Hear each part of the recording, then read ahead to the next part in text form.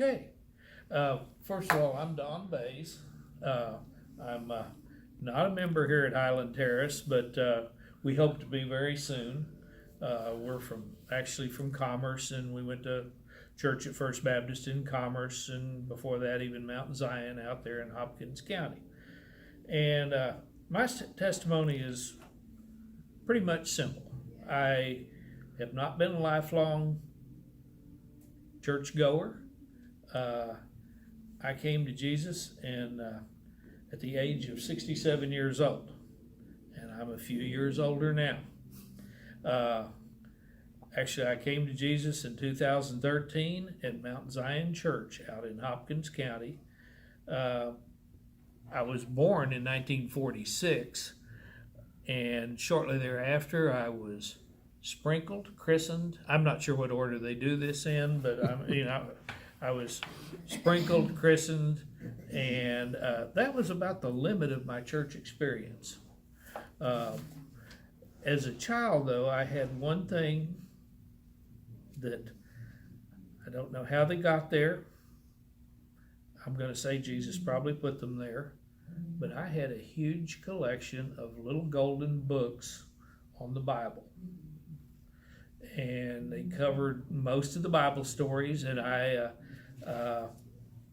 was an avid reader even as a little kid. I learned to read very early, and I liked reading, and I read those books, and I read them and reread them and reread them. And from that time on, I always felt I had a guardian out there. And I didn't know any other guardian other than Jesus.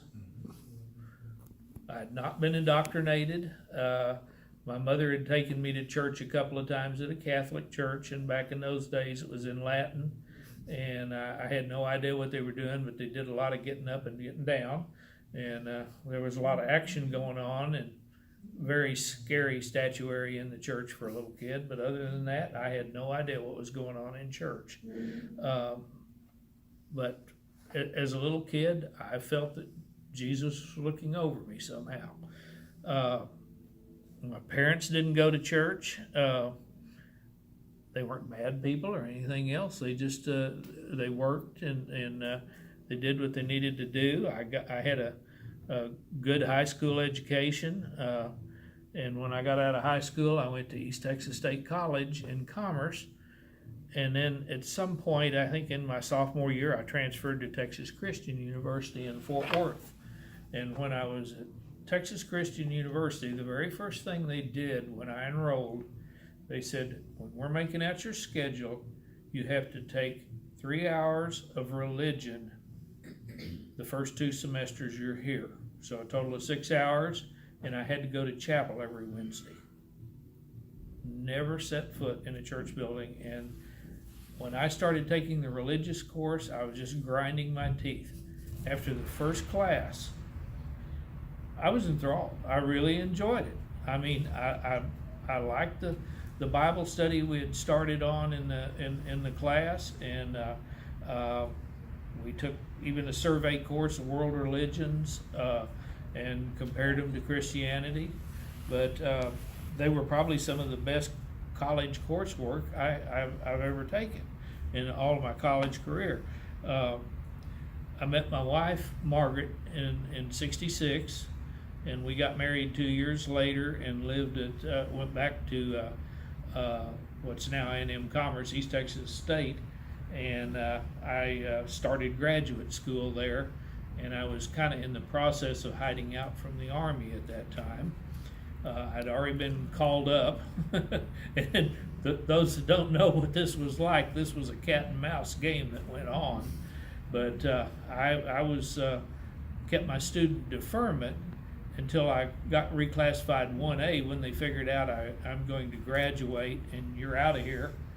And about a month before I'd actually completed requirements for graduation, but about a month before I was to graduate, one of my professors said to me, he said, I need to introduce you to this fella.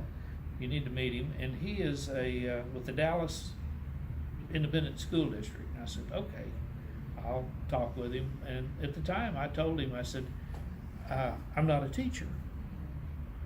I never have taken any education courses, but he said, it doesn't matter. Would you like an essential skills deferment to come teach for us? And I said, I'm a teacher now. So I started teaching. I never had 1 hour of student teaching, and they handed me a science classroom full of kids. And I picked up the teacher's guide textbook and started teaching. And I'd ask a couple of the other science teachers what they did, and they said, we did this, this, and this. And I said, okay, I can do that. And I did. And I thought, well, I'll just do this job till Vietnam blows over, and then I'll go out and find a real job. I taught school for 40 years, so I never never left that job. I actually only changed schools twice in my whole career. So I stayed in the education business my whole career life. But Margaret and I have been married since, I said, 68, and we have 2 sons, Jacob and Nathan, that were born. Jacob was in 72, and Nathan was born in 75. And probably my biggest regret at this point is Margaret and I did not attend church. We did not have any church affiliations other than Margaret occasionally went because her mother went, and my boys were not brought up in the church. One of them has managed to marry well, and he married a young lady. My kids are 50 now. Okay, so they're in their 50s, but anyhow, his wife got him to go to church, and she's was raised in the church, and so they do go to church. Now, how involved he is, I don't know. I don't even know if he's saved. But I don't know how to even evangelize my own kids, so I'm wondering about working out of the Godmobile. But anyhow,